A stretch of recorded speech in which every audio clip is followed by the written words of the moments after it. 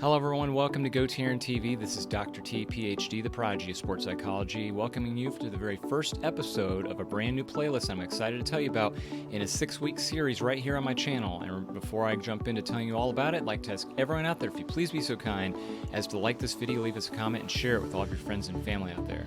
Now, as I mentioned, this 6-week series is specifically provided to those in the age category of baby boomers or plus. So in other words, anybody in the minimum category of being a baby boomer or older. And this is exciting because this was done and conducted over the last year, and specifically down where I reside in Fayette County in places like Peachtree City, Georgia, and Fayetteville. And so for the next 6 weeks, I'm going to take you through step by step with different PowerPoint presentations that I gave to seniors among those places that were looking to get into better shape and better fitness, overall health. And so, for example, today's first episode, we're going to jump right into talking about exercise and how it impacts your mindful health, all up here, not only physical, but psychological. And that really is a great way to jump into this, because for seniors and for everyone else out there, this is going to be a great video to pay attention to from some of the cognitive benefits of why we exercise in the first place. Brain function, brain health. How does exercise help us get not only smarter, sharper, more intelligent, but just overall better shape in our brains? So it's going to be very exciting. I'm happy to bring this first episode to you. And again, for the next 6 weeks, we'll be touching base on other topics surrounding areas that specifically not only, again, will guide seniors into better health, but hopefully all of us, because let's face it, we're all aging together. And so I'm excited to have you join me on this 6-week quest in this playlist as we take a look. And the very first episode here from last March 2023 in Peachtree City, Georgia at Fayette Senior Services in Peachtree City, Georgia. So don't go away. And remember, with GoTarryn Health and Fitness, it's your time, it's your investment, it's your life. Back in a moment.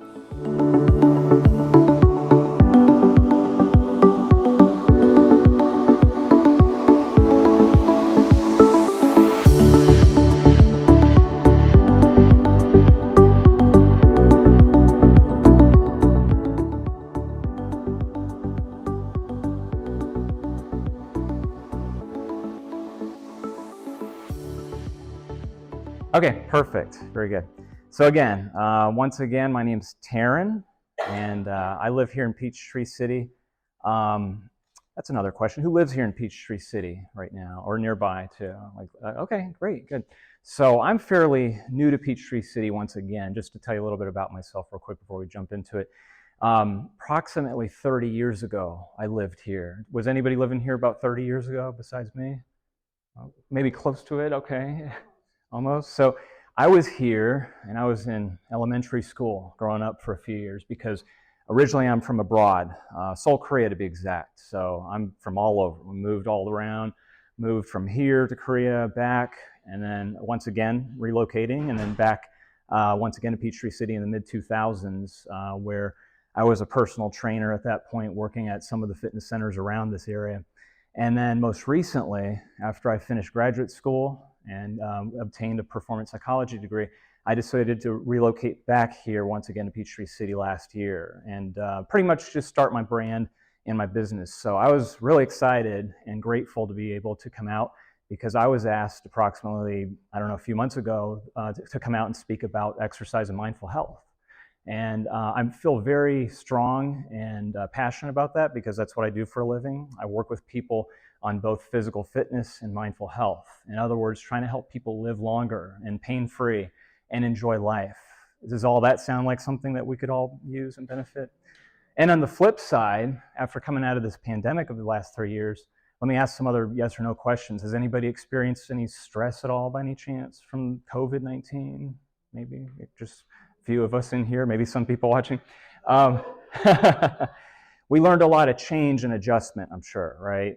Probably, if anything, we learned how to pivot and just move around and just try to adjust to a lot of different foreign ideas, concepts, and just different things that we would take in. And a lot of that had to do with physical fitness, physical activity.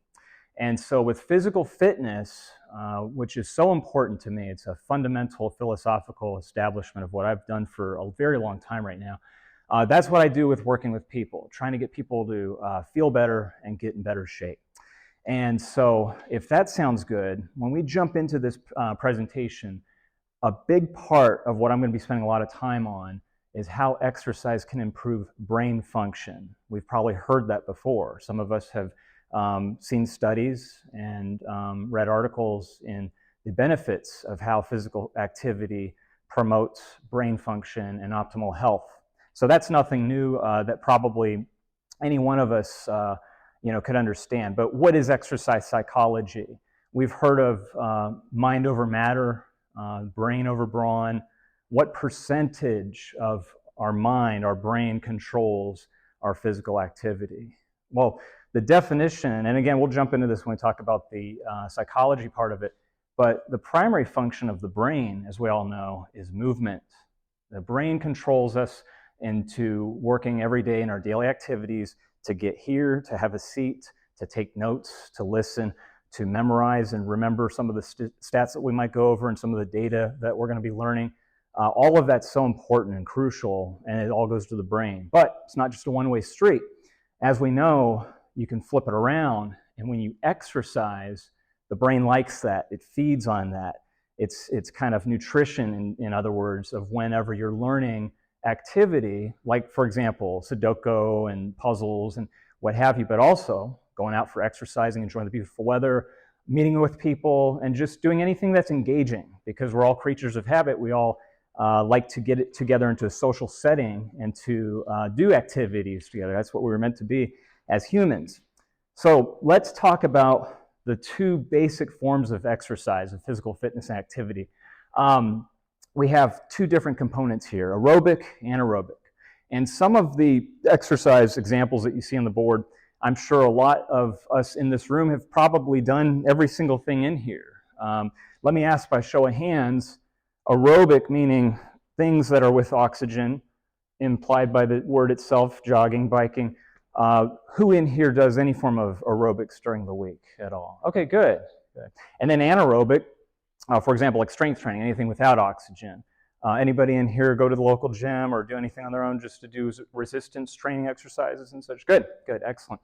All of that's so important, we know, because with exercise and improving mindful health, the aerobic and anaerobic are two primary functions of what we need to do and develop and to consistently, on a basis, be able to employ in our day-to-day operation of activities.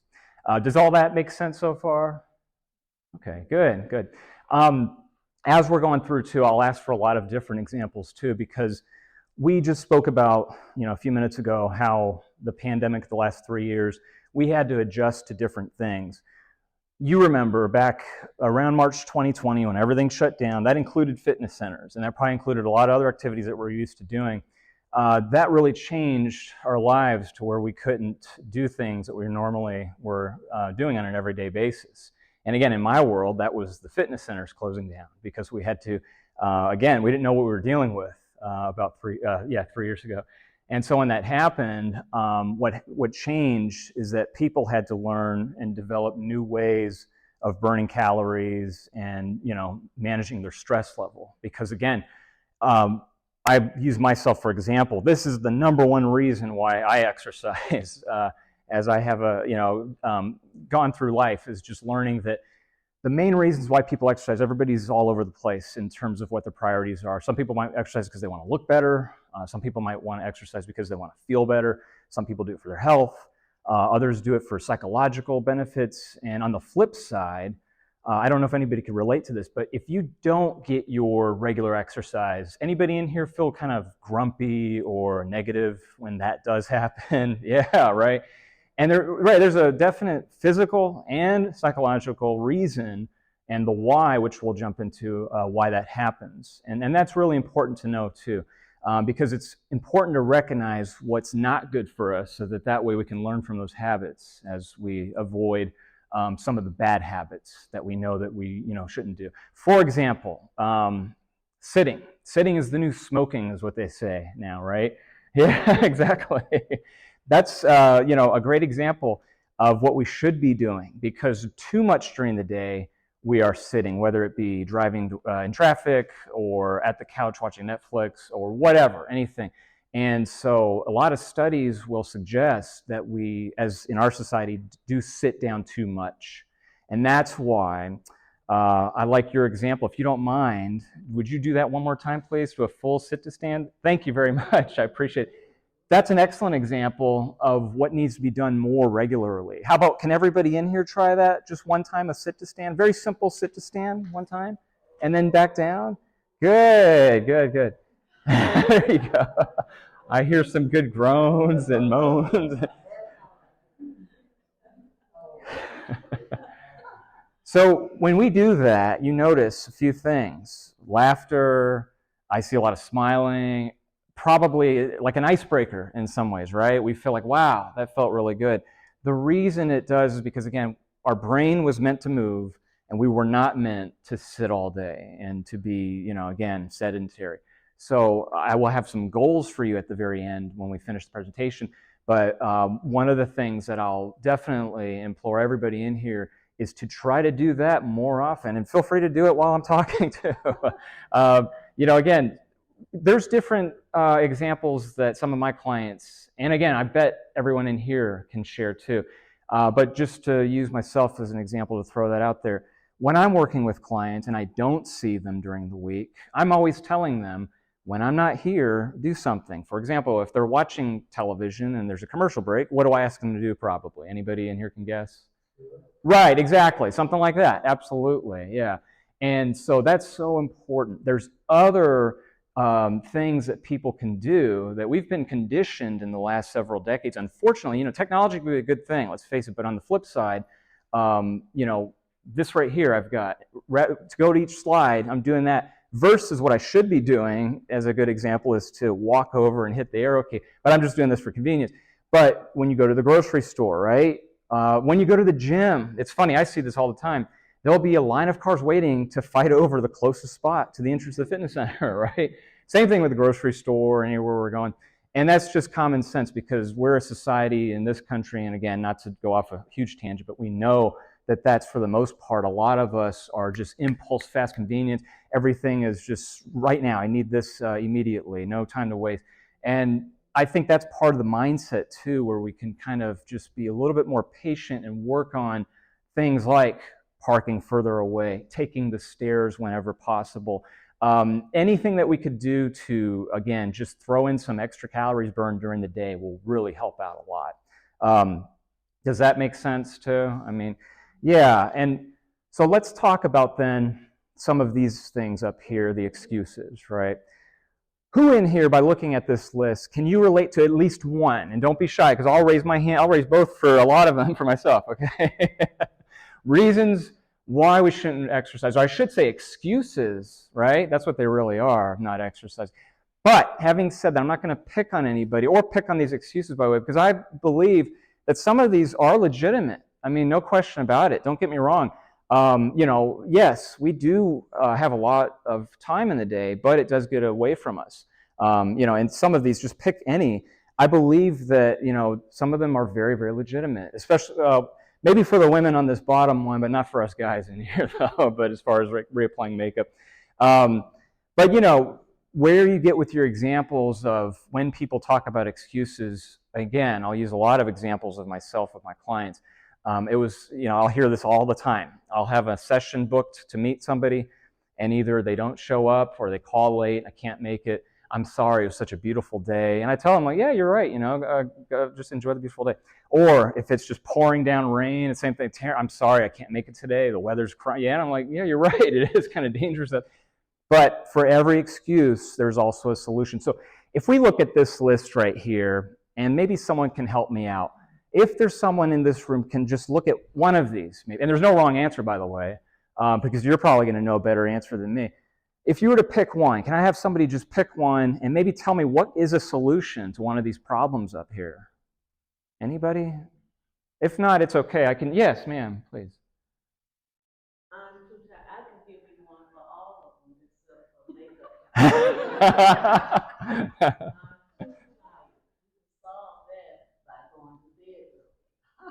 I love it. Bingo. It's too expensive. It's not too expensive because you don't have to do anything. You can actually sit on your bed and put your Perfect. No such thing as this. Number 3, should I go on? Tell you what, you come up here. I could learn a lot from you and probably the rest of you, because again, what you're telling me is what I've learned. You're absolutely right, by the way. And thank you again. Wonderful job. You were just annihilating every single one of these. And pretty much what you were doing, did you already see? No, I'm joking. This is the solution slide right here. But what you were saying is absolutely right. No question about it. I'll use myself again as an example. A long time ago, when I first started my own business, when you are an entrepreneur, you probably understand that it's hard to say no. And in my case, it was hard for me to decline clients or take work. I would be all over Atlanta accepting clients. It was crazy when I look at what I used to do. And what I would do, unfortunately, one of the first priorities that I cut off of my calendar, anybody can guess what I'm about to say, what I wouldn't do in my own day, would be to exercise for myself. It's terrible.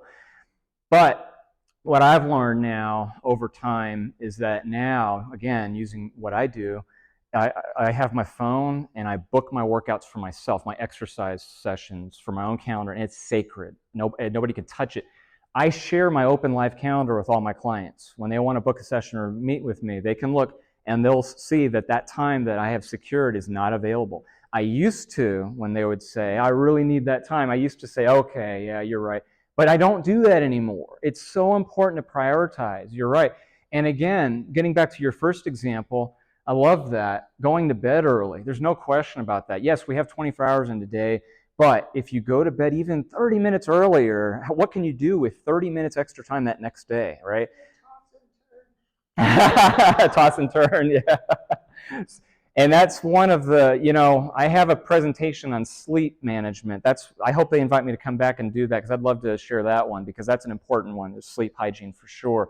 But tailgating on that, all of this too, the solutions with exercise, we'll jump into this too, definitely promotes and helps sleep as well too, as you probably know. Sleep hygiene is extremely highly correlated with how our physical fitness activity and regimen is. So again, wonderful job with helping out with a lot of these. So I really appreciate your help with some of these. You see the Create Smart Goals. It's an acronym. Does anybody know the acronym for SMART for goals? That's okay. It's probably fairly recent concept in the last whatever in terms of academics and learning skills with goals. So we have goals that are specific, and if you Google this, it'll come right up, so you don't have to remember, but specific, measurable, attainable, realistic, and timely, basically. So basically, you want to be specific, you want to be very focused on that goal. And somewhere on here it says to write it down, right? A lot of people know that with goals, you should write them down so you can see them. Some people write them down and put it on their refrigerator, Measurable meaning something that you can evaluate or assess over a period when you're doing those goals. Attainable, right? I'm not going to lose 50 pounds in 2 months. That's not realistic, which is the next one, right? And it's not attainable either, obviously. And timely. Well, I could probably lose 10 pounds in a year, right? If I lost 1 pound a month, if I'm trying to lose weight, maybe that's again, a specific, measurable, attainable, realistic, timely goal that I would give myself. So that's really important to try to focus on. And again, here it is, journaling. Some of the most successful entrepreneurs and business owners I've ever met, it's amazing. They do this one right here, is they write down, and they're very attention to detail on what they do. I used to write them down. Now I put, again, technology, everything in my phone, just because it's just easier to streamline. But we've gone over a lot of the physical benefits of exercise. And again, here they are right here. From the Mayo Clinic last year. Again, a lot of the information that we know, and this is what's astounding. This is really weird, in my opinion. We know what to do, right? We know what all of the accredited institutions tell us. The ACSM, American Heart Association, they all say that we should be exercising about roughly 120 to 150 minutes a week, or in other words, 3 to 4 days a week. And again, a lot of these we will see. I'll give you some really good hints and examples of what to challenge you, what you can do when you leave out of here on your exercise regimen. But right now, the latest stats, unfortunately, we have a population in the United States of Americans that are 2/3 overweight right now as we speak. And on top of that, which is further concerning, is that about almost 40% of those people are obese, meaning they have a body mass index over 30. In other words, their body fat percentage is somewhere between 30% and more. And that's a problem, right? It just doesn't make sense. It's kind of weird. I would think the opposite. I would think that everything that we know now, who wouldn't want to do this? Who wouldn't want to eat better? Who wouldn't want to control what they're doing in a day? But having said that, even though we know these are the physical benefits, people still drink alcohol excessively, right? People still engage in recreational drugs. People still smoke. You see them. And again, we know that the stats show that it's best to avoid those detriments, right? And to live a healthier lifestyle. Yet, what the Mayo Clinic and all the others are telling us is that obesity and overweight is just going to increase in our country. It's just amazing. Which, it's weird because it helps me. That's job security for myself and people that are in my industry because, it keeps us employed. But what I think's lacking, and again, this is why I got into exercise psychology in the first place, we do know what to do. We do know, everybody in here knows, the mathematical formula, that if you eat less and you burn off more, what's going to happen is you're probably going to lose weight, right? Easy enough. It's so simple. But the mindset of it is what we're going to jump into today, especially in the next several slides. Why do people still do this, knowing that they can exercise and feel better, live longer, be out of pain? Who wouldn't jump at that, right? I mean, it's just common sense to us because we're smart, right? Everybody in this room. There are outliers. There's no question about it. You might know some of the cases where you hear about the healthy person like a Jim Fix who ran marathons and ended up dying very young. But some of the genetic predispositions, like in his case, was excessive smoker before he turned his life around. Unfortunately, by that time it was too late. Then you have on the flip side, I'm sure you probably remember George Burns, comedian, lived almost to 100 roughly. I don't know if you remember this, but I always share this with, so I also teach on the side too, part-time at a university. And one of the funniest events was when he was on the Johnny Carson show. And some of you probably already know what I'm about to say, but it was when he was puffing a cigar. And Johnny Carson asked him, he's like, how many of those do you do a day? And he says, this is my 15th, if that gives you an idea. And again, he's like 93 when he's doing this talk with Johnny Carson. Johnny Carson asks him, what does your doctor say about that? And George Burns just says, he's dead. But that's just an outlier. Again, that's something that just doesn't add up. It's like, okay, well, that goes against what I'm saying, right? It's going to happen. Some people are lucky and blessed with genetics, right? Some people, why do people get cancer, on the flip side? I mean, we can go all day long on things that don't make sense in terms of adding up. But when you look at everything in a graph, and what statistics will show is empirical research, and that's what I do now as a researcher. When you look at all of the data and you collect it totally, the correlations, especially quantitative research studies, will show that when you exercise, you will live longer, you will be in better shape, you will have physical benefits of these that are going to lead to longevity, to being able to, again, you name it, fill in the blank, do what you want to do for the rest of your life. Again, for the majority, using a total of what we should expect. Having said that, though, again, we've kind of gone through this, and we've talked about the benefits of physical activity. I've asked you before, my first question was, who in here exercises? Pretty much 100% of us raised our hands, and we do something. Let me ask you this question. Everybody in this room, and be honest, please. Are you satisfied and happy with your exercise regimen that you get 100% of what you should be doing every week? I'm not going to raise my hand at all. I'll be the first to admit, no way. Everybody, let's face it, there's always room for improvement, right? It's the whole cliche of like, nobody's perfect, you can't, but you strive to be assertive in your SMART goals, as we talked about, and that'll keep you, again, on that positive trajectory of being able to attain what you're trying to accomplish and achieve in those goals. So as long as you're focused and, we know that the data is in there and all the research studies have been done, you also recognize that there are psychological benefits that we're talking about here. And so we'll jump into those here right now. No question about it, exercise, it does, releasing endorphins, dopamine. We're going to jump into all of that, what exercise does in the brain. We see, in this country especially, we see a lot of people with, for example, cognitive decline, right? I mean, one of us in here knows somebody who has gone through some type of decline cognitively. Everybody in here knows of somebody who is not as quick and as sharp as they were, including maybe ourselves too, over time. I mean, it just happens with age. There are some myths, so to bust those myths, it's almost like some people believe, well, there's nothing I can do about it. As I age, my brain's going to shrink, I'm going to lose brain cells. That's not true, not at all. In fact, that's a terrible myth. What does cause damage to the brain is things like anxiety, depression, and then again, some of those detrimental exterior, things like alcohol and drugs that we know we shouldn't be doing. And a lot of us, when we look at this list right here, what happens is, in psychology, there's something called a locus of control. Has anybody ever heard that term or familiar with locus of control? So what locus of control is that if you have an internal locus of control, if you're a highly internal locus of control person, I believe there's a correlation with type A people. I've been told I am a type A.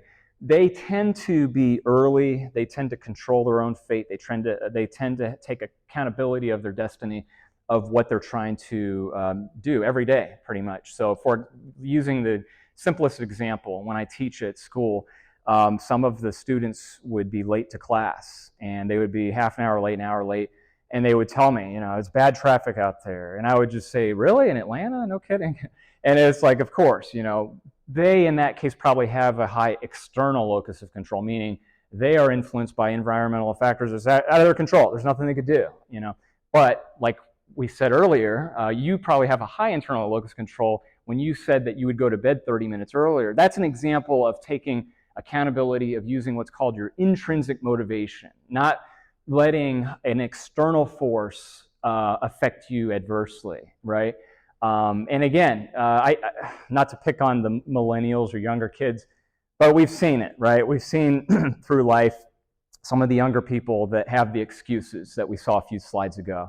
And hey, I'm guilty of it too. I told you, I definitely will admit that sometimes, some of these I'll let get to myself as well. Especially with stress management, I said this earlier, managing stress is so important. When I asked in here who has stress, it seemed like a lot of us do. Here's a question. Can you control your stress? In other words, is stress possible to manage voluntarily by your own volition? Yes, right. I see a lot of, yes, absolutely. And that's where, again, the misconception and myth comes to play, where some highly stressed people are saying, well, it's out of my hands, there's nothing I could do. And yes, there's no question, there are some things that are out of our hands. The thing that we can control is how do we react to it and how do we manage it. That's what is so important. And that's, again, working as a exercise psychologist. When I work with clients, it doesn't matter to me if they have a high external locus of control, high internal locus of control. I'm not there to change that. What I'm there to try to help, and again, you know this, you cannot change people. I mean, everybody knows that. Behavior Modification 101. What I try to do is to try to provide the tools to help them and allow them and let them know, well, here, this works for me. Maybe this might, do you get some good. I mentioned earlier, prioritizing on a calendar. I would always encourage my clients, whether they're using it on their phone or a notepad, I said, just write down, your goals for that week. Write down when we're going to meet. Write down what we need to accomplish by next week. Because again, I think what happens is that when you set yourself up to have tasks and then you meet those tasks and you can cross them out, you kind of realize that maybe your level of stress might go down, because then it's not something that's catching you off guard, right? Going back, again, the pandemic's the biggest example to use in here because everybody was affected by that. I thought I was going to have to find a new profession first and foremost, because I'm like, well, the fitness center's going to be closed forever. What the heck am I going to do now? You can't work one-on-one with people in a setting. But the silver lining out of that was that myself, I learned that I could adjust and develop new ways to work with people, kind of like what I'm doing with right now with the way that the Fayette Senior Services has set up with Zoom. People who couldn't make it in here, they can join via this technology. Whereas before, that might not have been available. I work with people now where I can help them remotely, that if for any reason they're traveling or they just can't make it, then all we have to do is just flip on whatever, Zoom, FaceTime, Skype, and then bam, there's our exercise session right there.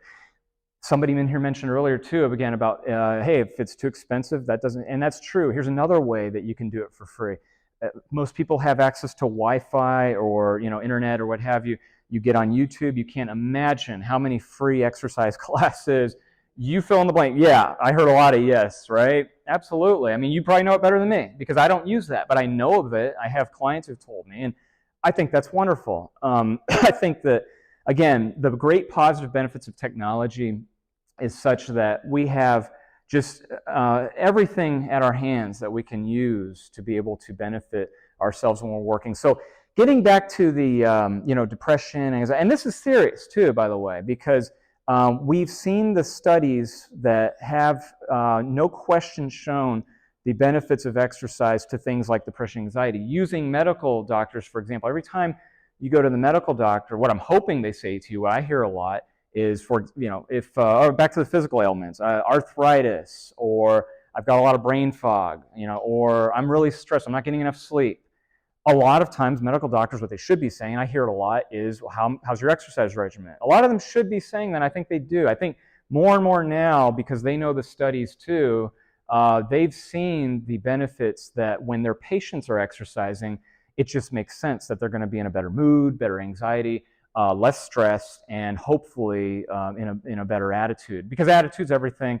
A lot of companies, a lot of corporations, you probably already know this too, they will pay for different technology gadgets. For example, one of my clients told me that he had a brand new Apple Watch. He showed me it to this week. I was like, oh, that's pretty cool. It's like a $300 Apple Watch.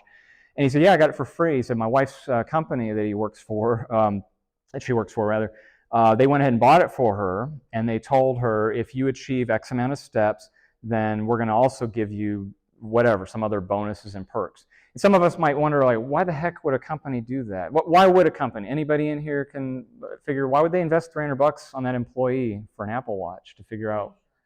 Yes, bingo, right, exactly, absolutely. It's what's called a return on investment, right, in their insurance premium. Because what's going to happen, probably, most likely, what we talked about before, is that employee, especially the other ones who are engaging in the exercise, is probably not going to have as many claims and visits and sickness and illness into the doctors and such. Rather, they'll probably, since they're healthier, they're going to be on a journey of being able to be on that path to just staying out of the doctor's office and not getting sick and avoiding any types of injury and pain.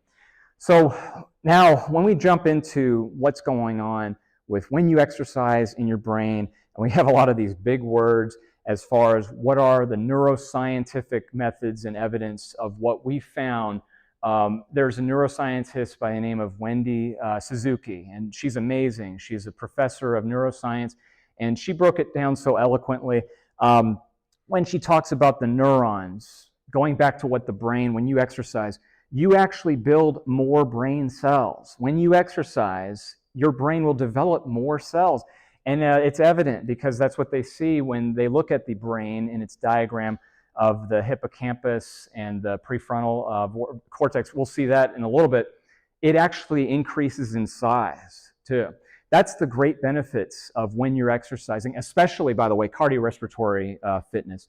The medical experts, including the neuroscientists I just referred to, yes, strength training is important, no question. The anaerobic that we referenced to, the bicep curls and squats and strength training, but to increase size of things like hippocampus and prefrontal cortex and also build the neurons and neuro brain cells in the body and in the brain, the way to do it is cardiorespiratory endurance, meaning power walking, jogging, bicycling. Peachtree City, it's amazing living here. I can't believe how many times I see people walking their dog, yet they're not walking them, they're driving in their golf cart and just pulling their dog. I just don't understand that. There's got to be a good reason for that, but if anything, the one positive, I'm like, well, at least the dog's getting exercise. But, golf carting would not count as physical activity or exercise in that case. But there's a lot of things that we can do, and that's the good news about the neuroplasticity. In other words, the malleability, the flexibility. The brain is like a muscle. It really is.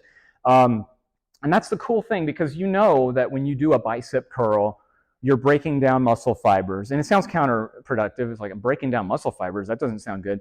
What it does, though, is that it increases those bicep fibers. And as you already know this, it increases the strength. It prevents things like osteoporosis, osteopenia, sarcopenia.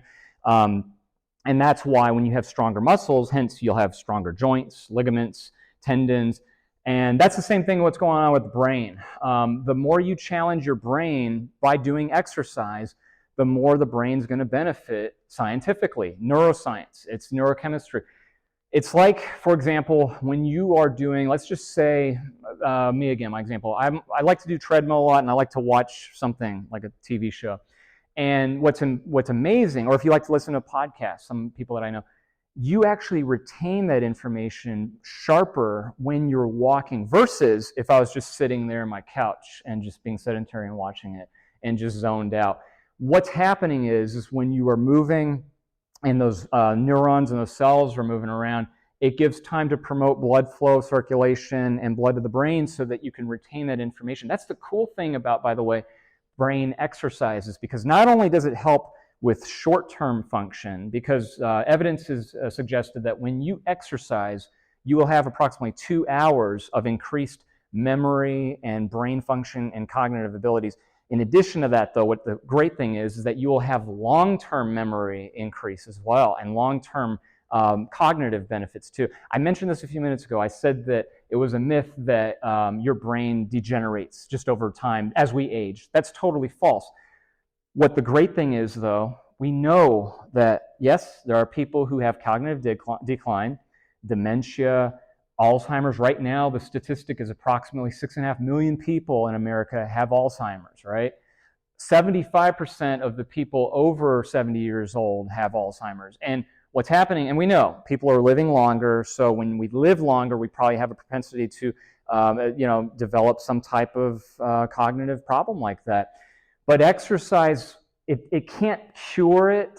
We know that. People with Parkinson's and such, they haven't had studies that have suggested, hey, we found it. Exercise, it cures and treats conditions like that. What it does, and you've heard this, I'm sure, but it will kind of blockade it. It'll give an obstacle to those different types of degenerative diseases so that it can't affect it that negatively quite yet. So in other words, think of it like Armor All that you're putting on when you're exercising.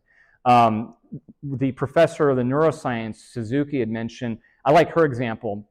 I love this, that she talks about when you exercise, it's like developing a 401k for your brain. It's like a long-term investment in your brain. You really, and you again, back to me for a second with what I like to listen to a lot of times on my off time and for interests are financial podcasts. I'm a big Dave Ramsey guy. I don't know if anybody in here's heard of him or seen Dave Ramsey. I've called in his show on his radio program about 13 years ago when I became debt-free. I've been to his events. My dad taught for him up in Nashville. And so I have a great affinity and love for the subject matter of financial health. And a lot of times what they'll use on correlations, excuse me, pollen, is your health is your wealth. In other words, that's the cliche. And I love one of the examples that Dave Ramsey used, just to steal something that he put up on a chart. He put a 21-year-old, and some of us, I don't know if we've seen this, in a 22-year-old, and put the same investment in at that age. This 21-year-old started with the same amount of money of, like, let's say $100 a month of investment all the way to retirement. And then a 22-year-old put the same exact thing, $100 a month for retirement. When you looked at retirement age, whether it was 65, 70, do you think there was just a slight little difference between those, or do you think there was a great big gap? There was a chasm, between the 21 and 22. It was astounding. And it's the same thing with exercise. I'm a big believer in that. And again, if a 21-year-old and 22-year-old, apples to apples, they start doing the same exercise in their neurochemistry of their brain function, what would they look like at the end? I believe it's the same type of investment, but the great news is that it's never too late. It doesn't matter what age we are. We can start this today, right now. I asked, who in here is 100% on and doesn't, if you were, we probably wouldn't be in this room right now. We need to listen to what I'm talking about. But what we know is that the information we have that we can retain and do with it, then it's all coming down to motivation. I mean, motivation is so key, and I'm going to really jump into that too as we really, come to what we're talking about here. A lot of times, I mentioned this, that people know what to do, but yet they don't execute on the program. And a lot of times, what happens in the brain is that there are those excuses that come into the brain that talk about, well, yeah, okay, I know that this is important, that I know I need to do my physical activity for the day, but I would rather, fill in the blank, anything that's not as conducive to one's health and optimizing it. And that's what happens. And so with exercise, what people need to realize and learn, and again, me included, is that it's an investment. The more we put into it now, you're nurturing growth. You are basically putting into your body good fuel. And again, a lot of that, yes, in terms of eating healthy, that's for sure important.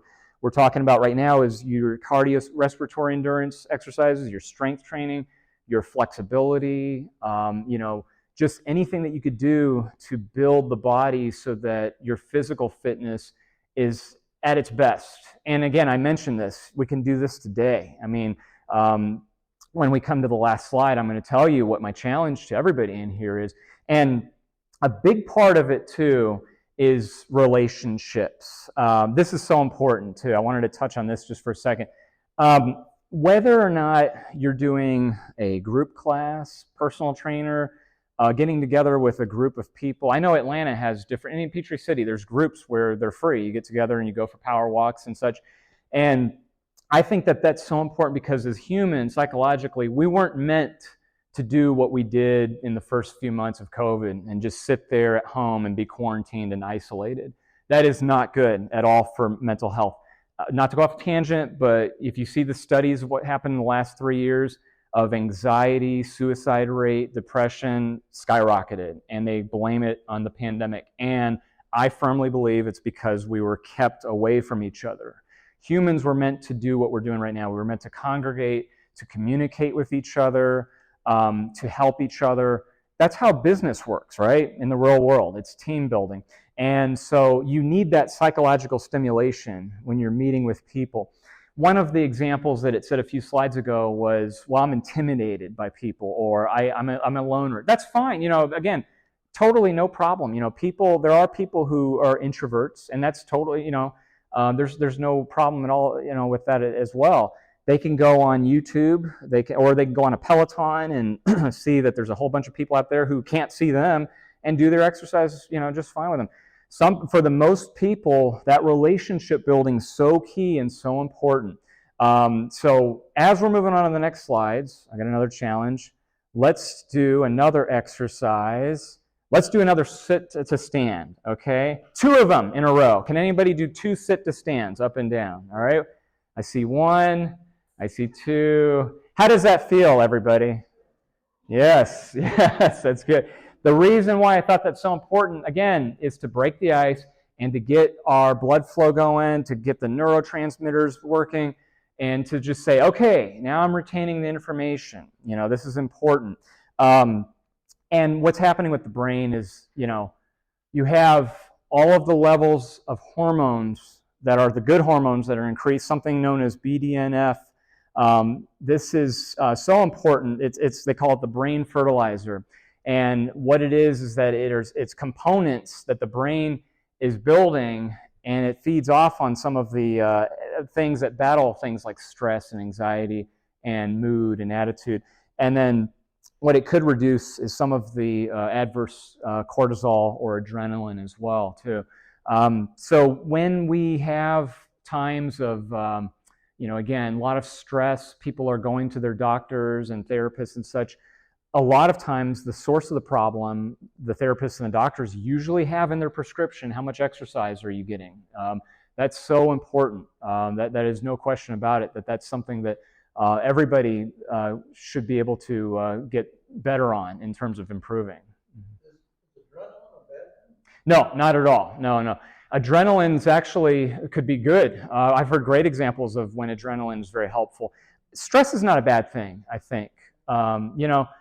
I think that it's the reaction of the adrenaline in our case, or the reaction of dopamine or what have you. The cortisol, on the other hand, this is your stress hormone right here. This is the hormone that goes mostly to the belly fat. And so that's why a lot of times with exercise, that's so important for us men, because the body fat is so close to the heart. And so we have to make sure that that's decreased as well. But yeah, good question as far as. One exercise better than the other? I'm very about sitting in the bed and doing the exercise. Yeah. Going out walking, is that different? Somebody mentioned that earlier in the presentation. The question was, is one exercise better than the other? Somebody had mentioned that you can be in the bed and moving the legs. My answer to my clients, what's the best exercise? Is the bike better? Is the rower better? Is the swimming better? My answer to that is the exercise that's best is the one that you're going to do. And I always say that. I mean, it sounds, I know it sounds like, well, that's not really helpful.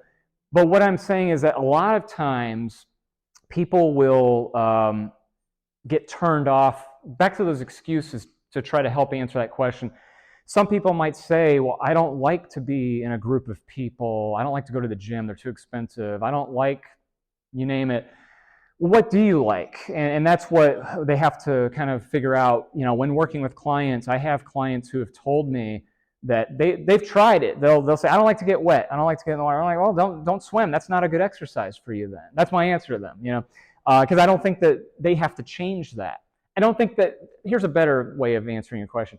I don't think that anybody's missing out on anything if they choose one exercise over the other, if that makes sense. In other words, if you were to tell me and say, well, I really like walking, I'd say that's awesome, go for it, because walking is one of the best exercises for brain, but also for our entire health.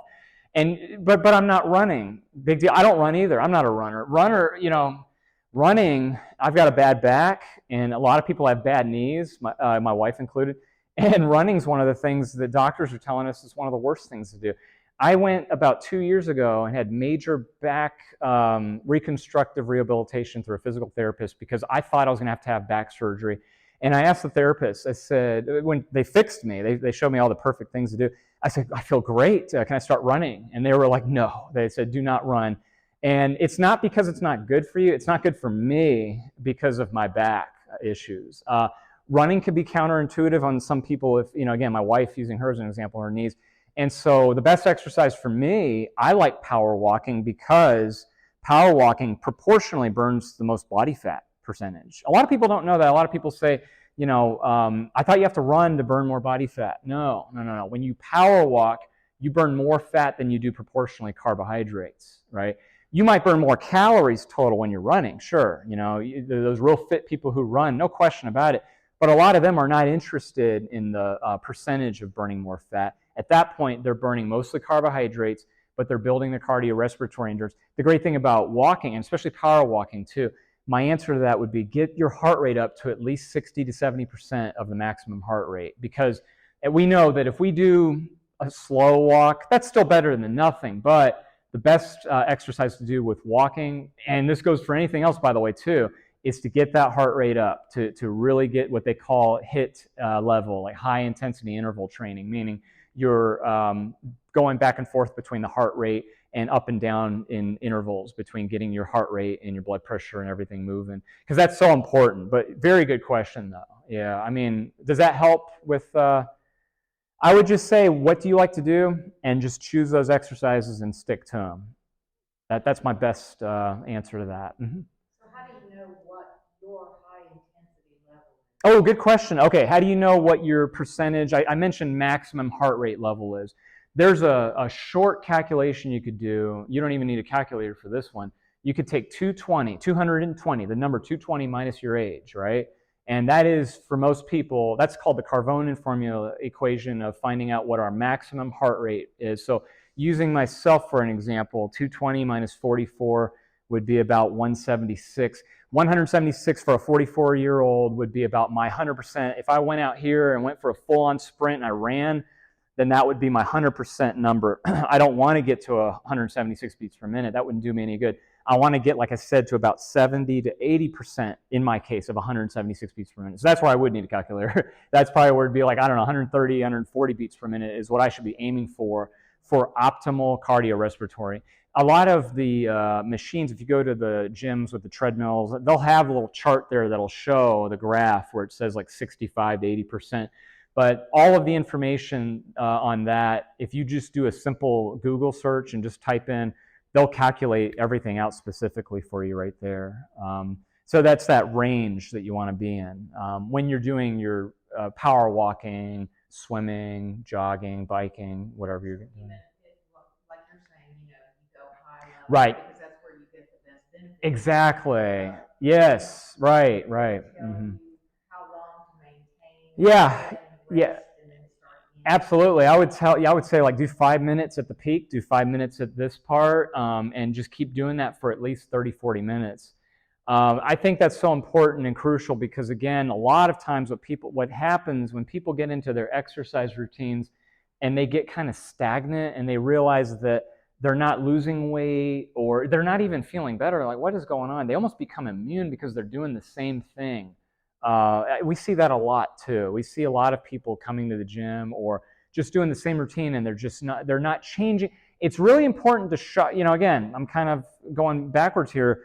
I said to keep doing the exercise that works for you, but also it is important to shock it sometimes too, that muscle memory. You don't want the body to become immune too much to what you're doing too many times. Power walk that you're speaking of, can you accomplish the same outcome on a stationary bike? I would think so, yeah. So the question is, can you get that? Similar question to what was asked just a few seconds ago about can you get the same benefits from doing like a power walking as a stationary bike or vice versa? On a stationary bike, you are sitting, and most likely you're not doing anything with your arms. You're sitting, and you're still cycling with your legs, which is beneficial. However, you are moving more when you're doing this versus sitting on a bike.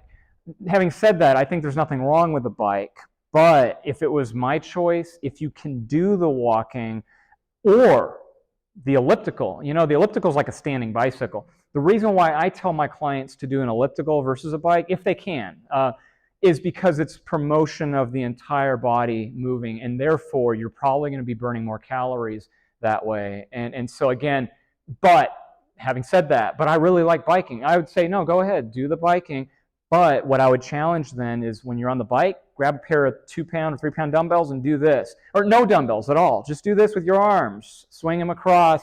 That way, while you're on there, everything's moving. I'm a big advocate of move the entire body as much as possible. You'll hear that from me a lot. So does that help? This is one of the last slides in terms of the brain function, what's going on here. We talked earlier about one of my notes that I wanted to make sure I got across.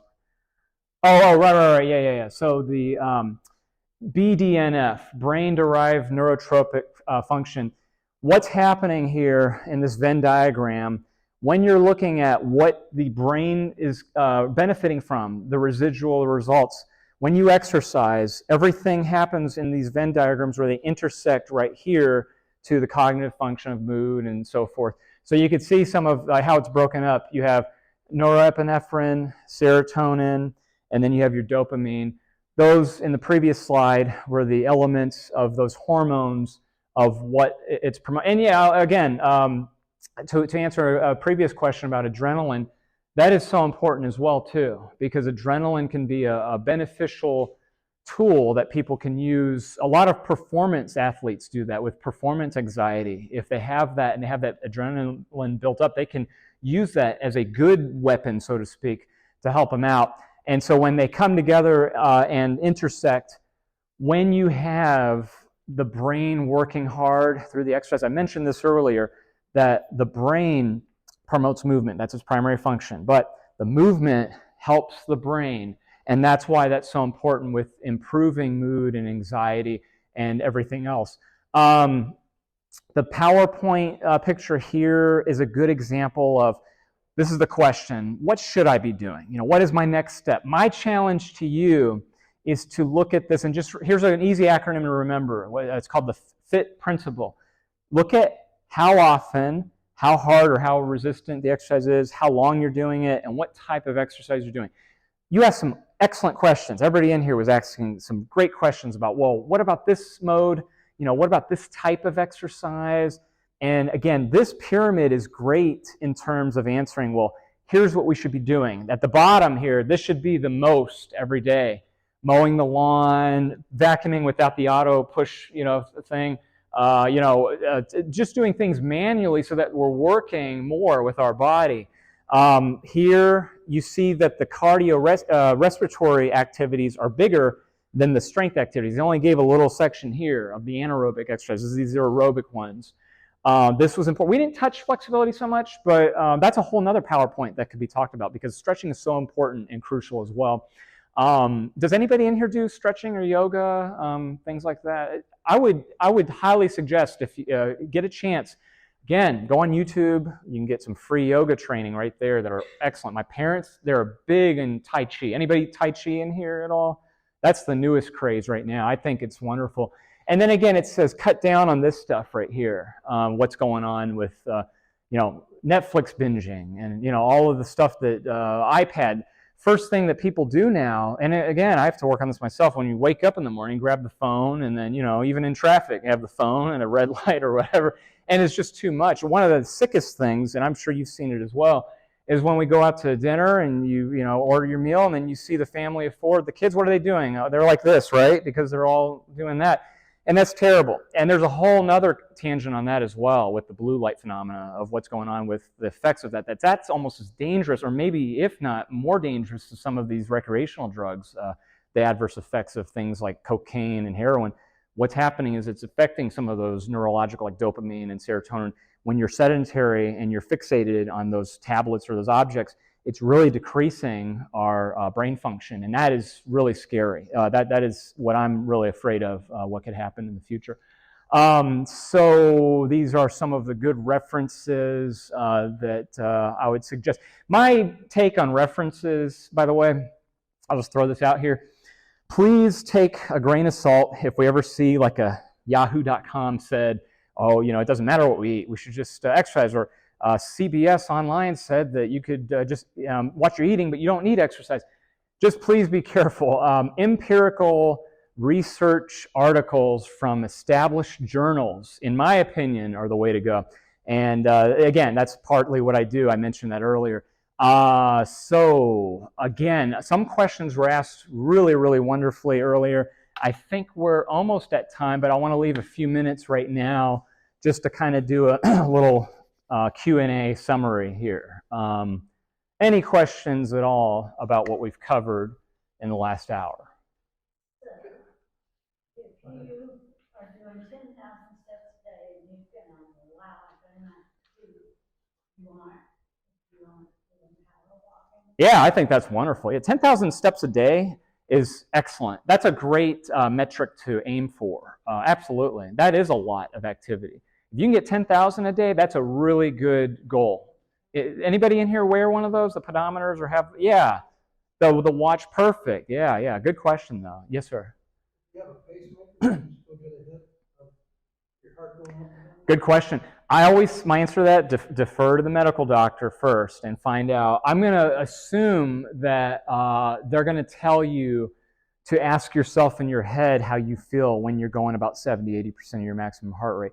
My cautious answer to that is, whatever the doctor says, usually medical doctors concur with exercise programs, that with a pacemaker, I think you'll be fine in getting out there for a brisk jog, a good swim, or whatever you're doing. It shouldn't affect anything adversely. So I'm a big advocate of saying, well, first the medical doctor, we defer to what they say. But at the same point, I believe that they're going to concur that, yes, you can definitely, without doubt, do HIIT exercises. You could probably even do cross-training.